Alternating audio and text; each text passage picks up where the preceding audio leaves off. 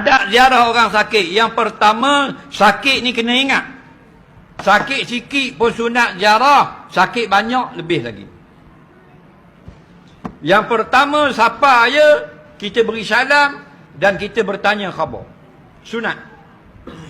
Guana keadaan hari ni.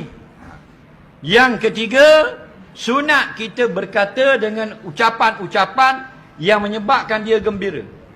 Contoh, nyakit ni macam kawan aku juga. Tak lama dia okey lah, 2-3 hari lagi dia akan jadi molek semula. Gitu. Atau pun tak lama 2 hari 3 hari je, lepas tu reda lah.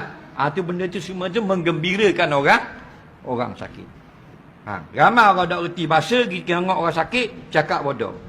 Dia kata kawan aku nyakit sama kamu, dalam 2 hari mati. Atau dia tengok dia kata orang lain mati belaka, dah tinggal mu seorang di sini. Kosong dah awak ni, tinggal mu saka lagi.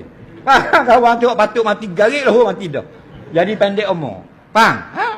Yang kelima, kita berdoa. Doa kepadamu, dosakan Allah tahu belaka. Doa ni astajib lakum. Antara doa yang elok, doa yang Nabi baca. Antara doa Nabi baca, kita pergi kat orang sakit tu, sakit benda. Kawan kita ni aksiden motor, keting dia patah, masuk dia skru 3 otik, sepanjang hidup sutir dalam keting. Faham? Kita pun ambil tangan, letak kat keting dia. Allahumma anta syafi, la shifaa illa shifauka, ishbihi shifa'un la yughadiru saqama. Ya Allah, engkau lah yang beri sembuh, tidak ada sembuh melainkan daripada engkau. Sembuhkanlah kawanku ini sebagai sembuh yang tidak lagi sakit selepas sembuh itu. Atau Allah ma'azi bil ba'sa, ya Allah, hilangkanlah sakit ini. Tok tangan atas tempat sakit. Bila tu? Sama jantina atau mahram. Kalau anak dara orang, bini orang, jangan pegang.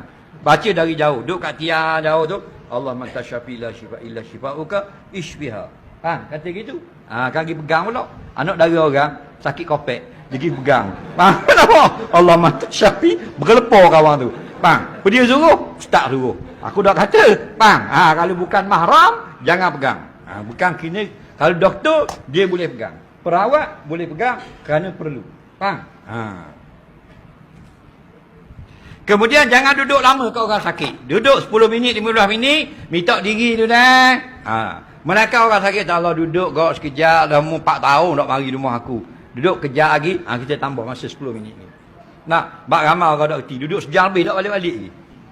Siapa orang sakit tu susah hati kali. Nak tukar paper, nak basuh kucing, nak basuh berak. Dia pula jawab, pakai paper. Berak basuh kan ni berak. Banyak mulut sungguh. Molek dia sakit.